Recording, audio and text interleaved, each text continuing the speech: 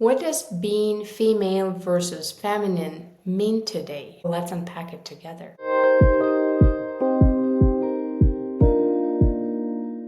Welcome to my channel, A Journey into Femininity, where I delve into mythology, psychology, and society to uncover ever-evolving essence of womanhood. In today's episode, I'm discussing what does it mean to be female and what does it mean to be feminine? What does femininity include and consist of? So let's start with defining what is it to be female. And when we think about it, it is usually something that is associated with women, characteristic or a feature of a woman, or maybe in a way some kind of function or an ability to do something. When we look at the femininity, I think is much broader and much less defined term in this sense. And maybe when you talk about femininity, you think about how to reclaim yourself or how to become enchanting, how to be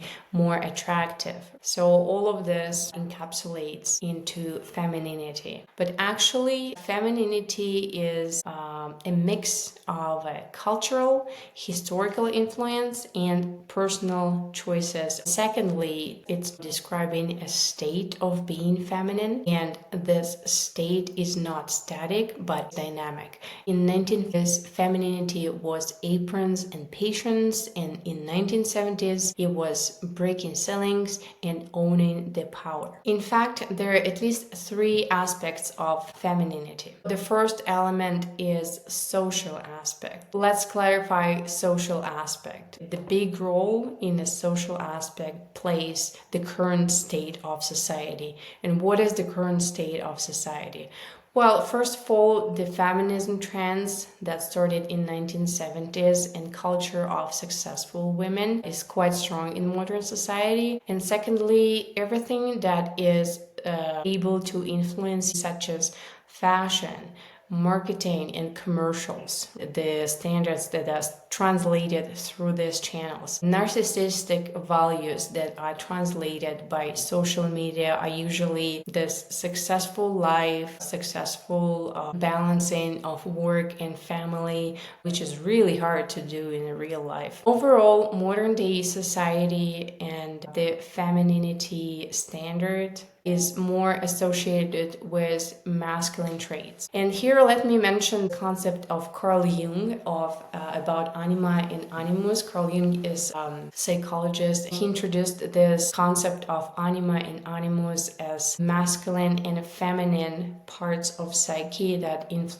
are formed during childhood and also influenced by life experience. So the social aspect of femininity is associated mostly with animus traits or masculine traits, and meaning that women are becoming much more independent, self-sufficient, competitive.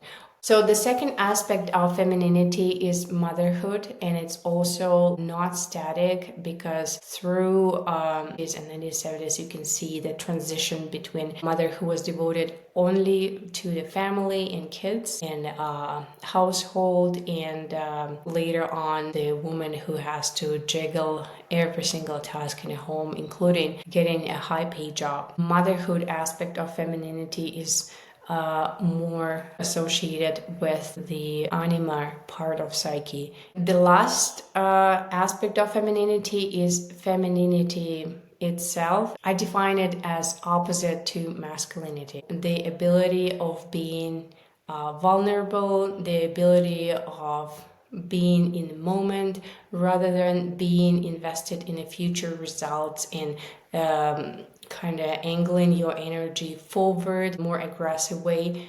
This energy is self-sufficient, supportive, is searching for harmony. This also could be described as archetype of lover, because in order for it to be formed, You need contact with opposite energy. So the three types, the three aspects of femininity is the social aspect, which is associated with animus, motherhood aspect, and femininity aspect itself is associated with anima traits. So the key here is how to find these three sides of femininity and balance them inside of you so that you are feeling fulfilled and happy and living your life. I hope you found something interesting for yourself in this episode about aspects or sides of femininity. Let me know what you think. Bye.